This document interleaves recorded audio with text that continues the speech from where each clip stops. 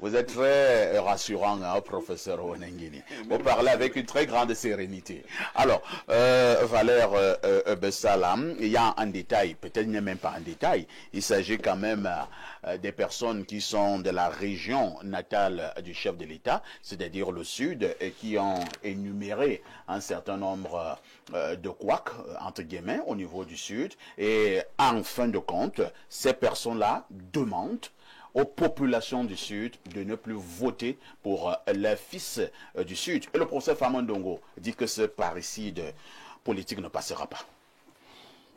Oui, mais je voudrais qu'on se comprenne peut-être sur les termes, sur le terme élite. Sur élite, je crois qu'on peut résumer ça à un groupe minoritaire de personnes remarquables sur certains domaines ou certains faits. Ici, je résume ça comme ça. Bon, alors, est-ce que ceux qui parlent, ceux qui revendiquent, se sont fait remarquer pour être des élites? Il faut analyser. Bon, peut-être le moins de moi. Hein. Non, peut-être c'est moi qui parle d'élite. Non, c'est même écrit. Voilà. Vraiment, c'est écrit. Vous n'inventez rien. Mais je parle juste d'abord de la signification. D'élite, oui. De signification pour dire que... Bon, est-ce que le professeur Jean Calvin Abayono n'est pas une élite? Est-ce que... J'en viens. D'accord. J'en viens pour dire, est-ce que ceux qui revendiquent sont des élites, ils sont donc fait remarquer pour quoi que ce soit dans leur région, puisqu'on parlait d'une région. Et maintenant, ceux qui combattent ou ceux qui rabrouent les revendiquants, est-ce qu'ils se sont aussi fait remarquer par quoi que ce soit? Alors, comment sont-ils devenus élites? C'est une autre question. Alors, moi, je vois deux camps. Ouais. Moi, je vois deux camps. Je vois le camp d'un monsieur qui a été élevé au rang d'élite et qui, justement, élève la voix pour défendre son beefsteak. Ah bon? Ça, c'est le ministre. Le ministre d'État. C'est le ministre d'État. Je ne sais même plus ce que ça veut dire depuis un bon bout de temps. Et maintenant, je vois d'autres, et là, je me pose la question, comment sont-ils devenus élites? C'est une autre question. Moi, je ne suis pas du Sud. Je ne sais pas ce qu'ils ont réalisé là-bas pour être élites. Mais la revendication qu'ils portent, en vertu de quoi ils la portent? Le professeur a sorti un élément de soupçon, d'influence politique tout à l'heure. Mais quand on regarde dans ce qu'ils ont écrit, on voit quand même qu'il y a des revendications normales d'un peuple du Sud désabusé. Mais moi, je reste sur le fond d'un mot que vous avez utilisé, c'est-à-dire région natale du chef de l'État. Et qui est une notion ou un terme fort à propos. Parce que si vous avez utilisé un autre, on ne serait pas certainement d'accord. Parce que le président n'a pas de région. Je pense qu'on a eu un fameux débat sur les mandats ici. Donc, il est aussi le président de la nation. Il n'est pas le président du Sud. Il n'est même pas le président du centre, ni d'une quelconque région. Il est le président du Cameroun. Il est le président du Cameroun. Alors, vous comprenez que les deux... C'est pour cela donc que le professeur Famandongo l'appelle l'homme-nation. Vous comprenez donc les deux factions. Les deux factions, vous voulez m'amener ailleurs. Les deux factions ont tort. Le professeur Famandongo est d'accord avec vous? Les deux factions ont tort. Non, c'est pas le même sens. On en viendra peut-être.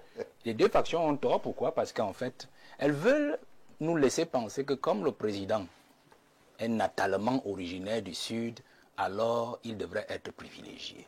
Mais ils sont déjà privilégiés. Parce que la dame, Madame Abega l'a dit tout à l'heure, ils sont déjà privilégiés. L'aîné, lui, il a pris les postes institutionnels, vraiment proéminents. Mais si on regarde les postes ministériels, le Sud a l'essentiel des postes les plus importants. Je n'ai pas dit les plus grands postes, du moins, je n'ai pas dit en termes de nombre. Les postes les plus importants, c'est le Sud qui les tient. Depuis que Paul Biya est au pouvoir, si vous décomptez les finances et partout, vous pouvez avoir quelques exceptions qui sont venues, je ne sais pas moi, de l'Est ou de quelques endroits.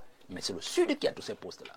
Alors le problème, moi ma question à ceux qui revendiquent, ils revendiquent sur Paul Biya ou ils revendiquent sur ce que Paul Biya a désigné dans le Sud tout le temps pour être toujours ses acolytes dans le gouvernement. Parce qu'autant je disais tout à l'heure que nous avons besoin d'un président qui travaille, autant aussi nous avons besoin d'un président qui nomme à des postes des gens qui servent le peuple. Vous comprenez?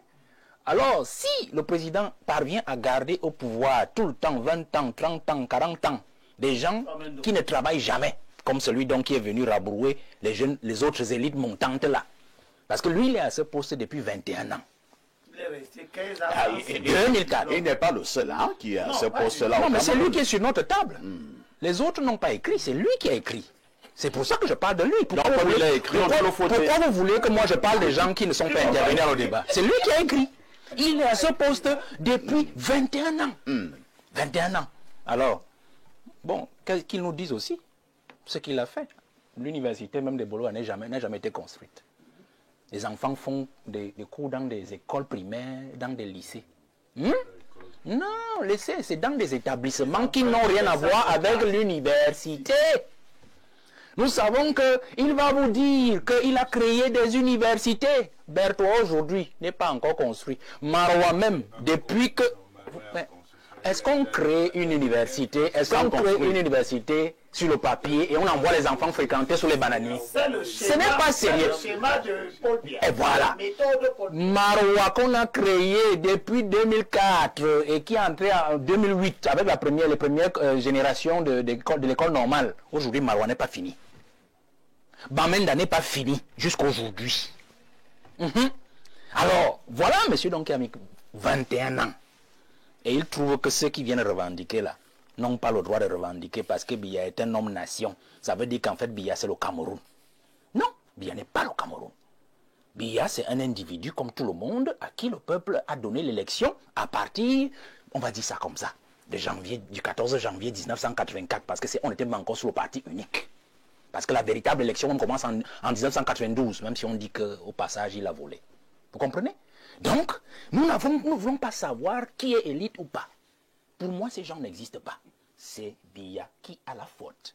Autant, la dame disait tout à l'heure, et vous l'avez rabroué. C'est-à-dire que le problème que posent ces gens du Sud est le problème que peuvent poser tous les autres Camerounais des autres régions. Et qui donc est le principal problème de cette architecture de malfaisance au Cameroun? C'est Paul Biya. J'ai dit tout à l'heure que le gouvernement... Une attitude de malfaisance. Oui, c'est de la malfaisance. Vous avez une expression très dure quand vous parlez du président Paul Biya. Et c'est depuis 2019 que date le dernier gouvernement. Nous connaissons tout ce qui s'est passé là au milieu. Le professeur parlait tout à l'heure de la route, d'ailleurs vous l'avez évoqué. Et Bolo va à comme de Kribi. Sauf que le ministre des Travaux qui est là, il n'en est pas responsable. On ne peut pas lui poser ça sur la tête. C'est celui qui était là avant. Ah, vous voulez parler de la route Yaoundé, Mvengue, Lolodor? Bien sûr, bien sûr. Vous avez soulevé le problème. Mais le professeur s'est érigé en censeur, ingénieur. Il a dit que c'était une très bonne route. Il nous a expliqué comment la pédologie, et tout est ainsi de suite. Non, c'est un projet... Cette route-là va tuer beaucoup de gens, professeur. C'est un projet particulier sur lequel je me suis intéressé. Ce projet n'était pas confié au départ, n'était pas prévu pour Arab Contact au départ. Arab Contact a repris un contrat principal qu'avait gagné une entreprise connue sur l'affaire. Et les malfaisances ont fait même l'objet de grands dossiers, non seulement au ministère des Marchés publics sur Abbas Sadou, et qui sont allés pratiquement jusqu'au TCS, mais qui ont été étouffés. C'est-à-dire que l'argent a été ponctionné parce qu'en fait, cette route-là, ce n'est pas comme ça qu'elle devait être construite. Ce n'est pas son tracé. Cette route-là, c'est en fait une autre route, un doublon de Kribi et Deya, Douala. C'est-à-dire quand vous regardez la route Kribi et Deya, regardez très bien cette route-là. Vous regardez les mensurations et vous regardez la façon dont elle a été fabriquée, même si elle est déjà en désuétude maintenant. C'est un peu dans ce sens-là que devait être faite la route Kribi, Yaoundé, par Olama, Lolodorf et Mvengue. Donc les malfaisances nous ont amenés à cette route-là. Donc quand vous évoquez ce problème-là, c'est un bon point pour dire en fait que je sors par là que nous avons un seul problème à l'heure actuelle, c'est Paul Biya. Paul Biya a transformé la notion d'élite en convention, comme j'achète son terme qu'il a dit, c'est-à-dire que c'est lui qui décide, décide qui est élite dans un pays. Quand on vous a nommé ministre, alors directement vous devenez élite. Le grand frère a dit tout à l'heure qu'ils sont ministres, ils n'ont jamais été votés, c'est-à-dire qu'ils n'ont pas une assise politique particulière du fait de l'élection, c'est-à-dire du contact au peuple. Et du coup, ils se reviennent dans des censeurs régionaux de ce peuple-là, quand ce peuple revendique. Merci Valère. Elimi, nous prenons deux dernières interventions concernant justement ce sujet. Alors, je repasse la parole à Valère Bessala. Valère Bessala, au regard de ce qui se passe au niveau du Sud actuellement, et on doit signaler, pour parler comme le professeur, pour ne pas être naïf, que nous sommes quand même quelques mois de l'élection présidentielle. Est-ce qu'on peut également remettre cela sous le coup du chantage politique concernant ceux qui ont justement écrit cette déclaration à l'adresse des populations de la région du Sud? Je crois que Limbi a dit quelque chose de fondamental. Moi, je ne veux pas rentrer dans les raisons qui poussent les uns et les autres, du moins ceux qui revendiquent, à revendiquer. Oui. Mais moi, je reste sur les faits, tout simplement. La question est claire. Le Sud vit un marasme comme toutes les autres régions. Moi, je suis contre ce qui a été dit tantôt pour dire un peu, c'était un peu pour résumer, il y avait quoi avant. Donc, comme il y a des routes, alors c'est bon. Donc, on ne doit plus revendiquer. Non. Le développement est une donnée permanente. Le développement est une quête permanente. Quand on en a déjà, on en demande encore. Quand on en a déjà, on va encore mieux. Vous voyez? Et c'est pour cela qu'aujourd'hui, tout le monde est bloqué sur le président, justement, qui est déjà fatigué. Parce que c'est ça le véritable souci. On n'a pas un problème avec le président qui a 92 ans. On a un problème avec le président qui a 92 ans et qui nous semble avoir abandonné tout le pays entre les mains d'une petite oligarchie méchante. C'est en fait ça le fond du Cameroun aujourd'hui. Donc, le Sud qui revendique à travers ces gens qui ont cité, moi je ne veux pas connaître leur chapelle politique. Est-ce qu'il y a des problèmes au Sud? Il y en a. Comme il y en a à l'Est, comme il y en a à l'Ouest. Et d'ailleurs, on en fait un peu une exégèse du développement un peu partout. Alors, la question de fond donc est, est-ce que ces gens ont raison de revendiquer? Alors, de l'autre côté, il y a donc comme une imposture de ceux qui ont échoué. Parce qu'en fait, l'imposture de ceux qui ont échoué veut qu'ils défendent toujours leur échec et présentent leur échec comme des réussites.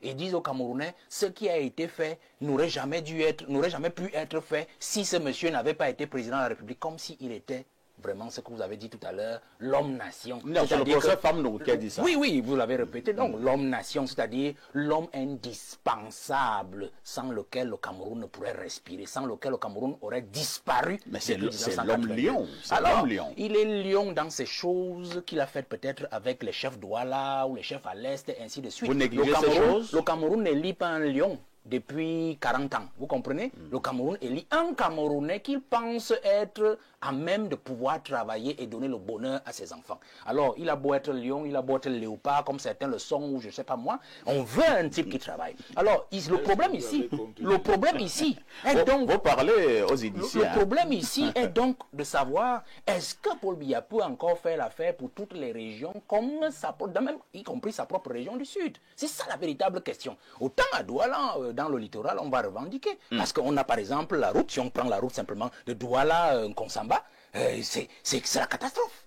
C'est la catastrophe. Donc vous voyez qu'on peut prendre même Ngaoundéré, Garoua. J'ai vu là-bas, les gens sont avec des truelles un peu partout sur la route, il y a Ngaoundéré, Garoua, ainsi de suite. Il y a même Douala, Yabassi. Je crois que René Limbi en a déjà parlé, reparlé, et tout ça, personne l'écoute. Alors, il y en a comme ça partout. Donc le véritable problème, c'est celui-là, c'est-à-dire l'imposture de ceux qui nous dirigent et qui justement sautent toujours au plafond pour aller contredire ceux qui revendiquent afin de cacher leur misère de développement, leur misère de management, leur misère d'incompétence. Voilà la véritable logique, M. Parfait, ici. Donc ce débat, au-delà des chapelles politiques, au départ ou au-delà de tout ce qui peut motiver, au fond, leur revendication, il y a quelque chose, c'est que le peuple est en souffrance et a besoin de changement. Et ce changement, il viendra.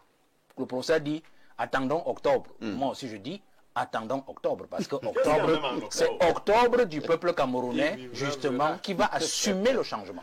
Merci Valère.